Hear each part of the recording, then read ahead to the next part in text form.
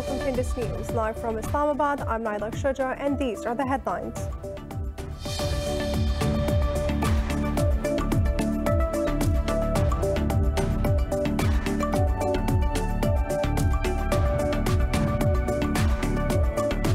The Taliban have attacked the first provincial capital in Afghanistan since the offensive began. Badghis Governor Hassamuddin Shams said that the fighters entered some parts of the city of Qala-e-No. He told reporters the fighters were forced to retreat after 2 hours of clashes.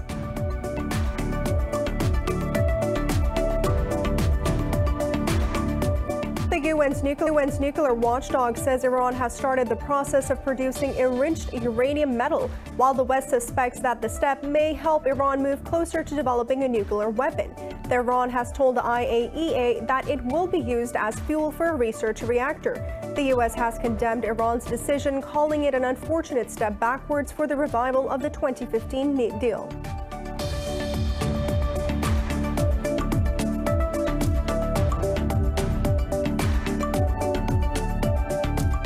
Pakistan is remembering Havildar Lalak Jan on the 22nd anniversary of his martyrdom during the Kargil War. In a tweet, the military's media wing said Lalak Jan's fortitude will inspire many generations of defenders. He is one of the 11 recipients of Nishan-e-Haider, Pakistan's highest military award.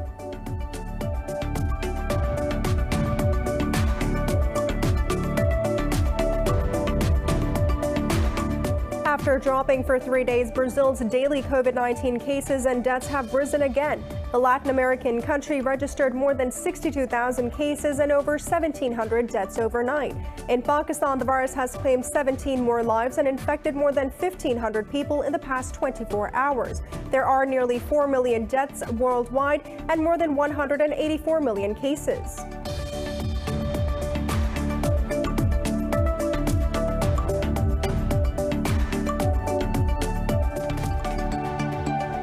For more news in detail, stay tuned. We'll be back after a short break.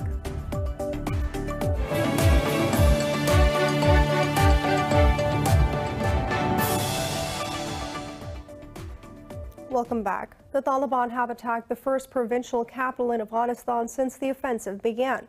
Badghis Governor Hassamuddin Shams said that the fighters entered some parts of the city of Qala-e-No.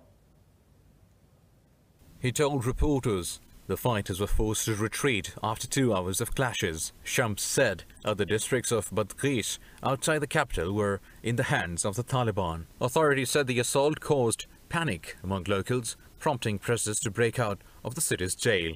Meanwhile, a delegation of Afghan government representatives and the Taliban is holding talks in Tehran. Iran's Foreign Minister Mohammad Javad Zarif told the parties Tehran is ready to help end the crisis. Zarif urged Afghans to make difficult decisions. The UN's nuclear watchdog says Iran has started the process of producing enriched uranium metal. While the West suspects Iran's latest step may help it move closer to developing a nuclear weapon, Tehran has told the IAEA its enriched uranium metal will be used as fuel for a research reactor. The U.S. has condemned Tehran's decision, calling it an unfortunate step backwards for the revival of the 2015 Iran nuclear deal. State Department spokesperson Ned Price said the U.S. is not setting a deadline for the talks, but he noted that Tehran's nuclear advances will have a bearing on Washington's stance. Meanwhile, Germany, France and the United Kingdom also voiced grave concerns. The three said Tehran is threatening a successful outcome to the Vienna talks to revive the deal. They urged Iran to halt all activities in violation of the deal and return to the negotiations in Vienna. The talks adjourned on 20th of June, and a date for their resumption has not yet been set. For more on this, we have Karush Shamlo speaking to us. Now, Mr. Shamlo, with the new administration in Tehran, what does Iran intend to achieve with this step strategically and diplomatically? Yes, thanks for having me on. With the new administration, which is going to come in place soon, and as you know, Raisi has been elected and he has the support of the Majlis, the Congress of Iran, and he also has the support of the Supreme Guide, Mr. Khamenei. So he wants to show the world that he's the one deciding and Iran is not gonna bend over any more sanctions or any other relation. They want to prove to the world that Iran, even if the sanctions were very tough, the toughest in history, Iran could stand and didn't do anything, and even if its economy is in very bad shape, it survived. So they wanna show the world, and especially in the region, that they're one of the most powerful country in this region, and they wanna be counted on in every decision. Mr. Shamloo, are the Vienna talks on the revival of the 2015 nuclear deal headed for a positive outcome anytime soon? It's not going to be anytime soon. We're going to have to wait until Mr. Raisi take position and say what he wants.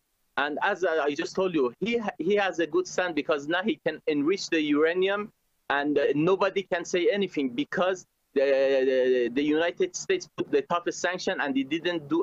It hurts the economy. It hurts a lot the economy of Iran. But Iran is still there. So on the sanctions, he doesn't want to talk about the conventional weapon. That's for sure. And he wants to be part of the region. He will not accept to go out of Iraq, to go out of Syria or Yemen. So this will not be part of the deal.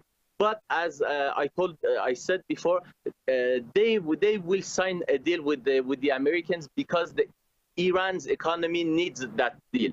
Now I'm talking to you in Tehran. I arrived yesterday from Paris here, and we have no power, no electricity in Iran for 2 or 3 hours every day in Tehran. So the economy of Iran needs a new deal, needs the international community and the international companies to come and invest in Iran.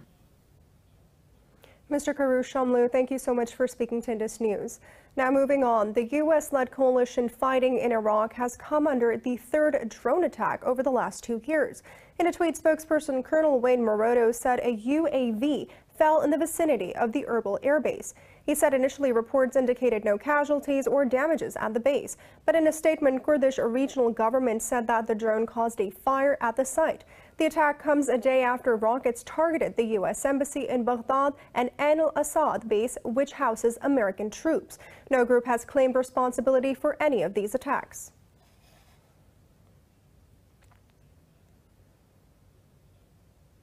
Pakistan is remembering Havildar Lalak Jan on the 22nd anniversary of his martyrdom during the Kargil War.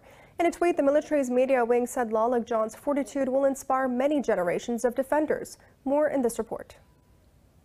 He volunteered for the Kargil War, thwarted Indian attacks, and inflicted heavy losses on the enemy. However, he was terminally wounded while fighting fearlessly and embraced martyrdom on July 7th, 1999. Hailing from Gilgit-Baltistan, Lalak Jan is one of the 11 recipients of Nishan-e-Haider, Pakistan's highest military award. Today is the martyrdom anniversary of my father Lalak Jan Shaheed, who is a national hero. I am his only son, and we as a family are proud of him because he sacrificed his life for the country and the Muslim world. I am invigorated by the same spirit and will never shy away from any such sacrifice needed whenever the time comes. On behalf of the Chief of Army Staff, General Qamar Javed Bajwa, Commander Force Command Northern Areas laid a floral wreath at Havildar Lalak Jan Shaheed's grave in his native town, Ghizar. People from various walks of life, civil and military officials and relatives of Shaheed attended the ceremony. For more on this, we have Major General Ijaz Avan. Thank you so much for speaking to Indus News, Mr. Avan. Now, Mr. Avan, can you please tell us what earned Lalak Jan Shaheed the highest military honor in Pakistan? Thank you very much. Lalak Jan and his colleague, Colonel Sher Khan, they hail from the same battalion and same regiment, Northern Light Infantry. And in the Kargil operation, they performed their duties they went beyond the call of their duties and made us all proud.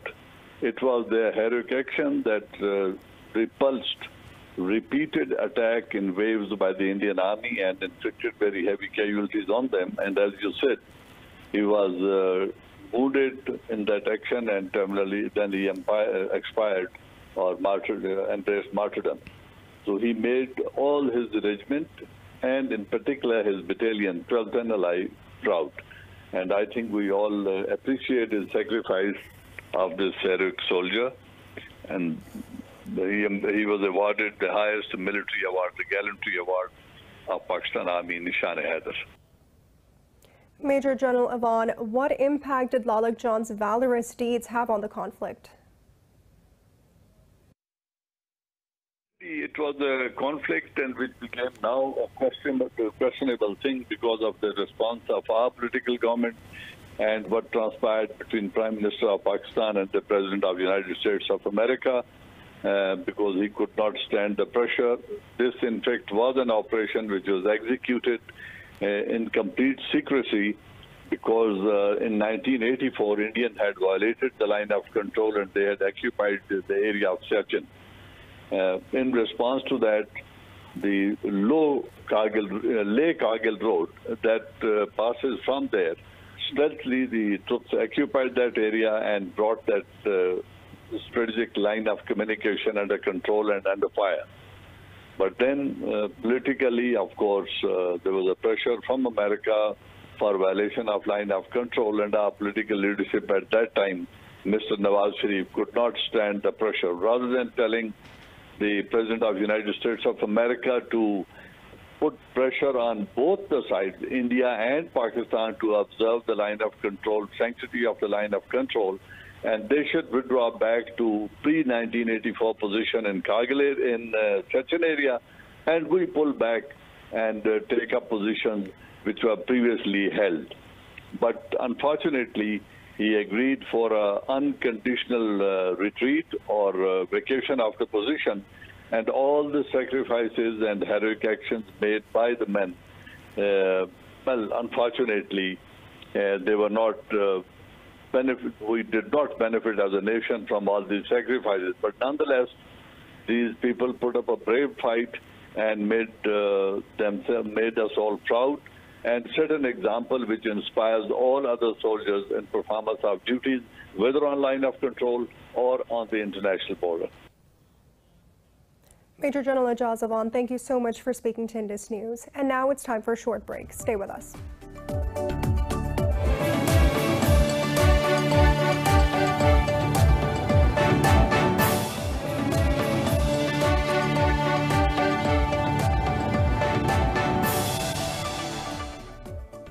Welcome back. The United States has emphasized its commitment to helping Saudi Arabia defend its territory and people. The Defense Department issued a statement after Saudi Deputy Defense Minister Prince Khalid bin Salman met officials in Washington. In a tweet, Defense Secretary Lloyd Austin said he discussed the urgency of ending Yemen's war with Prince Salman. Austin also expressed concerns over what he called Iran's destabilizing role in the region. Meanwhile, Under-Secretary of Defense for Policy Colin Kahl condemned the Houthis' cross-border attacks. He also thanked Prince Salman for working constructively with the United States to end the war in Yemen. The Organization of Islamic Cooperation has underscored the risky situation of Rohingya Muslims in Myanmar. On behalf of the OIC, Pakistan's UN envoy Tahir Hussain Andrabi spoke on the 47th session of the Human Rights Commission. He said the OIC has expressed grave concerns over the continuous human rights violations of Rohingya in Myanmar. The cooperation stressed on restoring the citizenship rights of Rohingya and demanded reparation of the displaced Muslims. He added that the body hailed Bangladesh over providing temporary shelter and humanitarian assistance to the refugees.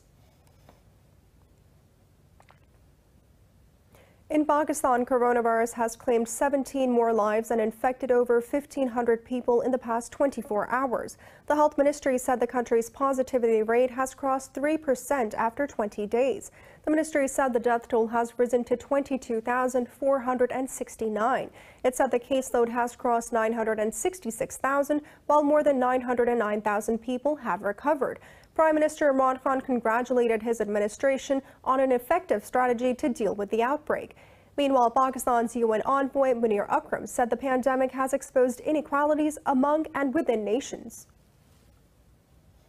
We could turn this crisis around into an opportunity if the investments that can be generated will have to be generated for economic recovery if these investments are directed towards sustainable development, towards a green global economy in the future, so that we could recover from the crisis and at the same time address and achieve the climate and biodiversity objectives. Pakistan has administered over 18.2 million vaccine doses to date. Now moving on, after dropping for 3 days, Brazil's daily COVID-19 cases and deaths have risen again.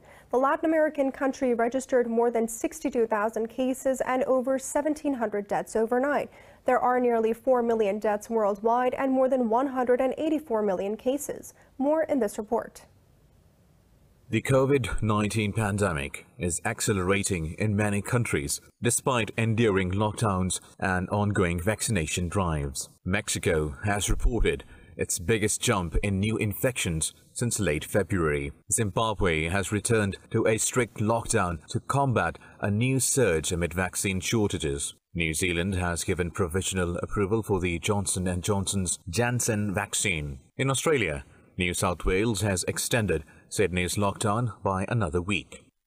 The New South Wales government, based on the health advice, which is our key indicator, made the difficult decision to announce the extension of the lockdown and the existing restrictions in the regions for 1 week further until Friday midnight, the 16th of July. Now, the reason for this is, as we've been saying, this Delta strain is a game changer. It's extremely transmissible and more contagious than any other form of the virus that we've seen. China has reported the highest daily coronavirus infection since 30th of January. South Korea is also considering to reimpose restrictions as it reported the second highest number of daily cases so far. We have reported more than 1,200 new COVID-19 cases. This is the highest number since the third big wave last winter. The government will uphold the existing social distancing rules for another week and do our best to stop the spread by taking extra disinfection measures.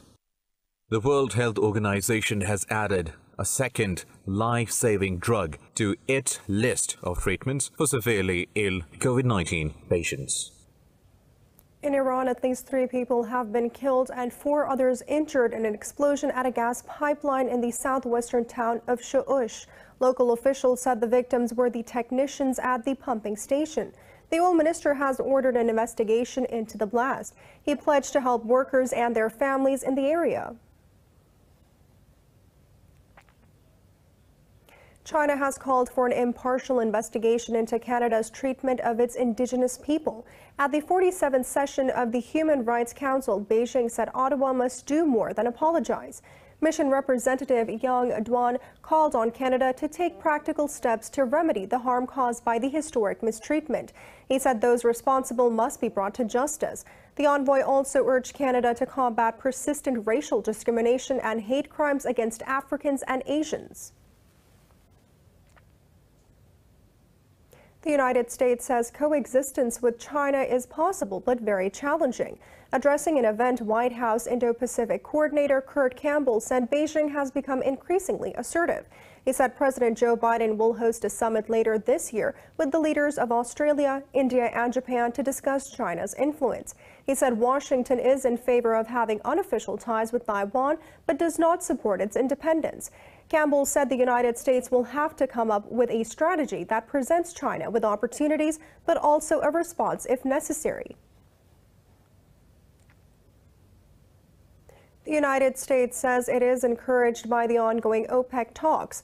The White House said Washington has spoken with officials in Saudi Arabia and the UAE to stem the rise in crude prices. At a briefing, Press Secretary Jen Psaki said the U.S. administration is constantly monitoring gas prices. Psaki said the U.S. is not a party to the talks, but is directly communicating to reach an agreement. She added Washington is hoping for a deal that will promote access to affordable and reliable energy. Earlier, the OPEC Plus group canceled a scheduled meeting, dashing hopes for an agreement to satisfy growing oil demand. The United States has stressed the need for all parties to commit to an immediate and infinite ceasefire in Ethiopia's Tigray region. Secretary of State Antony Blinken said this during a call with Ethiopian Prime Minister Abiy Ahmed. The State Department said Blinken also called for Abiy to commit to steps outlined by the UN Security Council last week. In a statement, it said Blinken also demanded accountability for those involved in human rights abuses. Earlier, the commander of the Tigray rebel forces called for a negotiated ceasefire with the Ethiopian government. Abiy's government has been battling the Tigray's People Liberation Front since early November. In India, DILIP Kumar, veteran actor and once the heartthrob of millions across the world, has died at the age of 98 in Mumbai. The veritable legend acted in more than 65 films over nearly 5 decades. Kumar's real name was Muhammad Yusuf Khan, and he was born in Pakistan's city of Peshawar. He enjoyed a massive audience in the country of his origin. Kumar is survived by his wife Sara Banu, a Bollywood actress herself. Pakistan's national broadcaster PTV paid a tribute to his career and work as a philanthropist. For more on this, we are joined by Mayank Shekhar, a cricket expert. Shekhar, what made DILIP Kumar such a larger-than-life celebrity? Well, multiple reasons, of course. The first one, given how long he lived, he passed away at 98. He'd actually seen Indian cinema and indeed India as a result through multiple decades, and he was to a huge extent the right person at the right time. You know, he's the first, he's the last man was the last man standing between what used to be the Bombay film studio system and what became the Star system thereafter. He was an actor with the Bombay talkies, and you know, back in the day, the studio system meant that you would be an actor who's employed in a particular company, you would be hired for the job, you would have a monthly salary. So he was a studio era actor, you know, in the 1940s, which is when he started with the film called Jwar Bhata, which was in 1944. And then that whole studio system broke down post-independence. And he stuck around as possibly, and perhaps a lot of people would agree with me, the greatest movie star of that era in the 1950s. So there was a change that he saw from studio to the Star system, and he was right at the top of both those changes. Then there were the stories that he told as an actor, as a storyteller, which reflected a new generation altogether. You know, there were stories that were not just fantasies in the 50s, but also stories that talked about resurgence of a country, that talked about nation building, and he was right at the center of those films. So that was the entire 50s, and the 60s was, of course, a much lighter generation in terms of storytelling, and he was right on top there too. So we're looking at 40s, 50s, 60s, 70s was where he was missing, but he came back in the 80s again with multiple films like Karma, you know, Kranti, Mashal.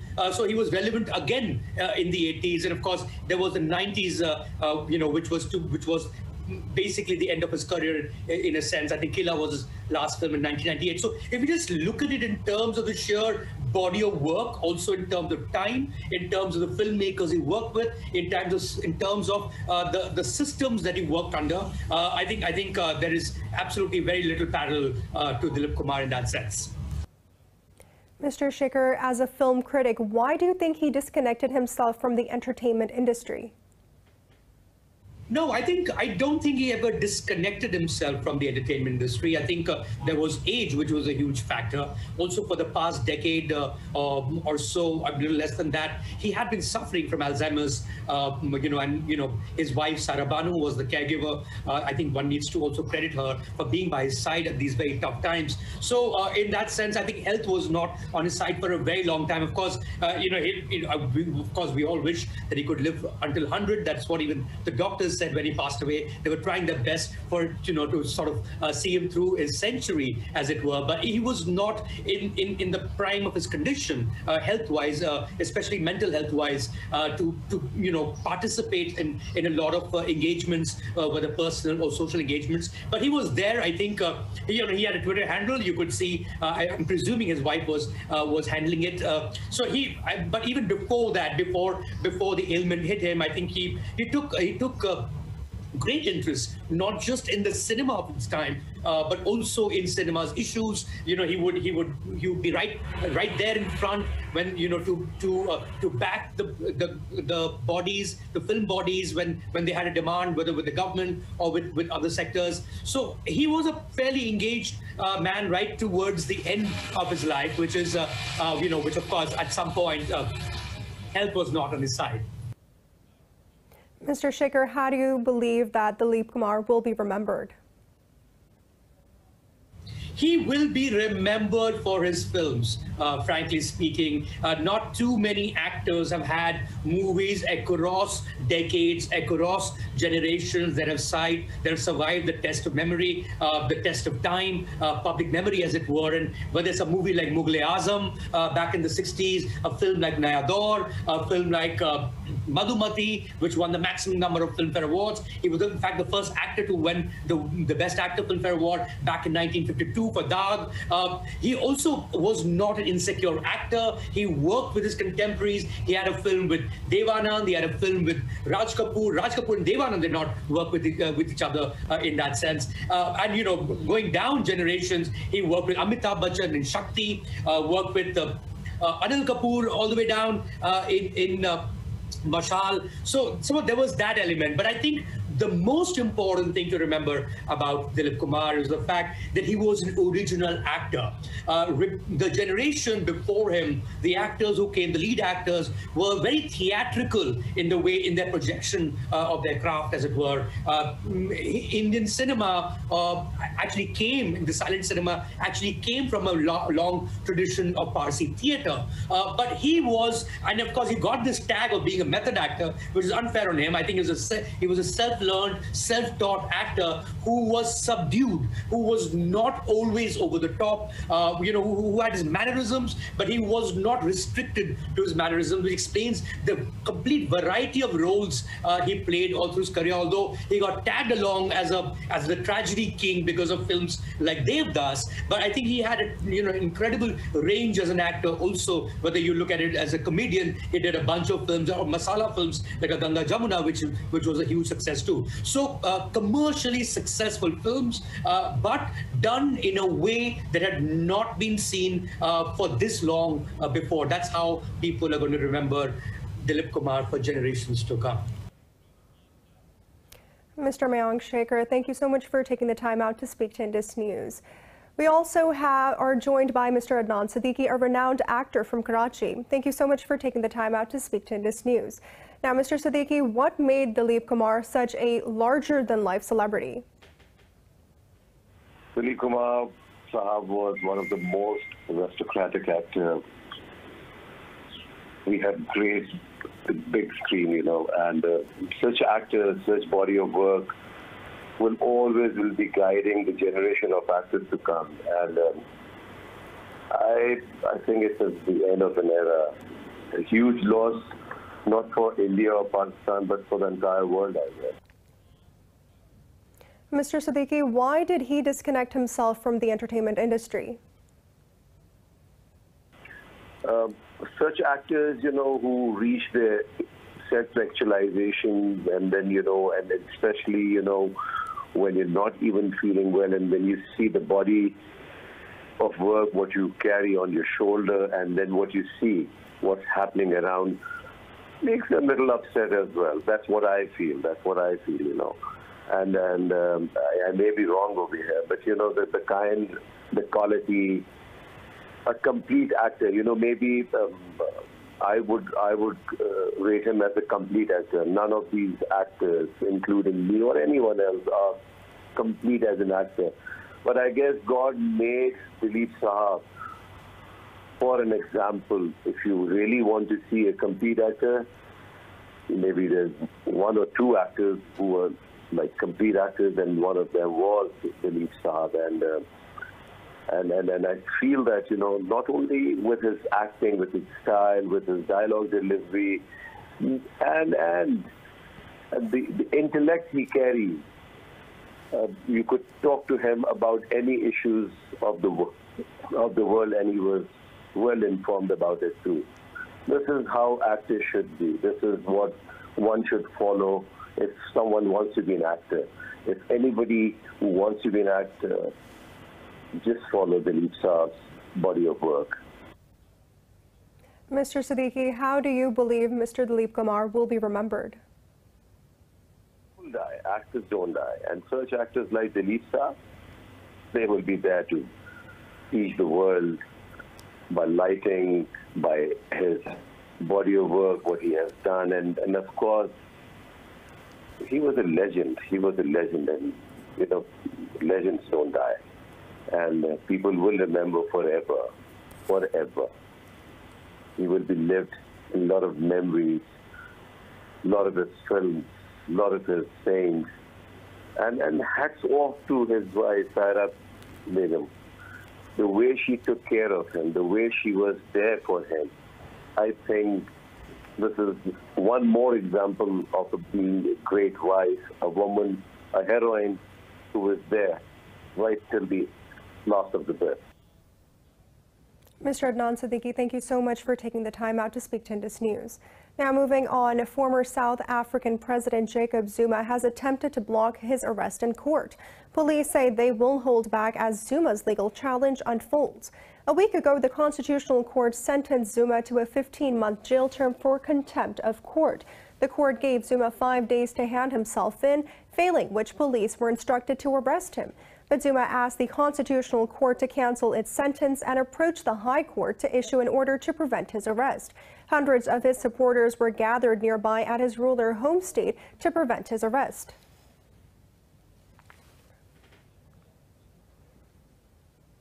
The U.S. National Hurricane Center says Tropical Storm Elsa is expected to hit the North Florida Gulf Coast on Wednesday morning. The NHC said that the storm has maximum sustained winds of 115 kilometers per hour. It said a few tornadoes are possible overnight across the western and central Florida peninsula. Elsa had strengthened to a hurricane on Tuesday night along the southwest of Tampa Bay. Last week, it killed 3 people as it briefly strengthened to a hurricane in the Caribbean island nations of East Cuba. In France, women will outnumber men on the Cannes Film Festival jury this year. However, its members dream of a team when female representation would no longer be newsworthy in the cinema industry. More in this report. The Cannes Film Festival previously came under scrutiny over the low number of women directors nominated for top awards or in the positions of influence. But this time, 5 women will make up the 9-strong jury panel. Jury member, French actress and director Mylène Laurent hoped it would be the last festival with debate surrounding women. I dream for us all that we will be the first and last festival where there is a debate about women. I don't know, I'm a bit naive, but if we can let this planet breathe, let women breathe at the same time, and that there is no more debate, no more absurdity, no more crazy stories, it would be wonderful. Mati Diop, the French-Senegalese actress, also said she hoped the cinema world would one day be free of such distinctions. The organizers said only 4 films directed by women were picked among the 24 vying for the Palme d'Or this year. However, they added that the number of female directors present in other parallel events and competitions had increased. Denmark has unveiled the world's tallest sandcastle with a height of over 21 meters. The castle, made with nearly 8 tons of sand, is 3.5 meters higher than the previous record. More in this report. The sandcastle, built at the Blocher Sand Sculpture Festival, broke the Guinness World Record previously made in Germany in 2019. Dutch designer Wilfried Steiger said the corona pandemic had inspired the sandcastle. At the top of the castle, he put a coronavirus as a crown to illustrate how the virus is ruling the world. We started with Corona on top, and we give it a crown because Corona means crown. It's like nice and double, but we give it also a crown because it's ruling our lives everywhere. It tells you what to do. It tells you to wear a mouth protection. It tells you to stay away from your family and not go to the nice places. Don't do the activities. Stay home. Like many other big sandcastles, it is made as a triangle to prevent collapse. The sand is made up of 10% clay for it to stick better, while an extra layer of glue is also put on to make it last through most of the winter. I'm amazed. But I'm always amazed when the sculptures are making the sand sculptures. But this year it's amazing. It's a very, very, very beautiful artwork you've never seen before. The Guinness World Record was measured by an authorized surveyor and will be in the book's next edition. The Blocker Sand Sculpture Festival takes place every summer, and the sculptures can be seen all year round until the 30th of December. It's now time for a short break. Stay with us.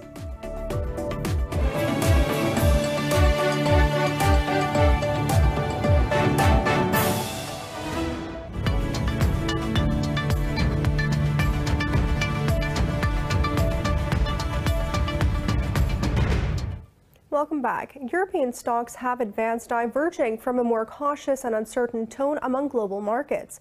Frankfurt's DAX is leading the gains, rising nearly 1%. London's FTSE and the Pan-European Stock 600 also ascended over 0.5%. Italy's FTSE MIB has added nearly 0.5%, while the CAC 40 in Paris has edged up marginally as well. Earlier, Asian markets traded mixed following overnight losses on Wall Street and the S&P 500.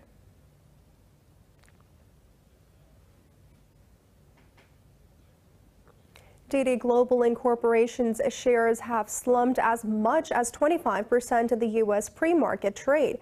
This comes ahead of its first session since Chinese regulators ordered the company's app to be taken down. In Tuesday's pre-market trade, DD's shares fell to $11.59, well below its debut price of $17.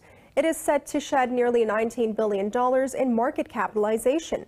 China removed the ride-sharing giant from the app stores after a probe into its handling of customer data. Other U.S.-listed Chinese firms facing investigations, including Full Truck Alliance and Hanzhun, are also set to open lower.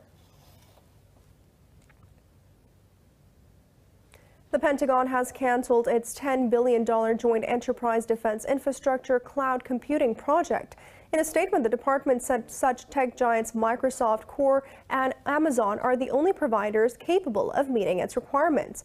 Defense Department said that it will have a new bidding process for what it calls a multi-cloud, multi-vendor program.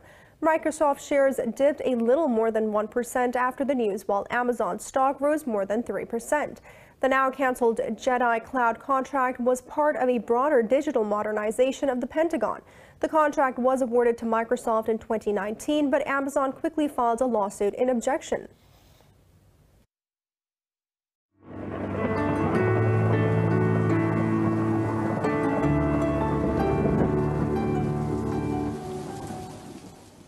It's now time to take a look at the weather updates from around the world.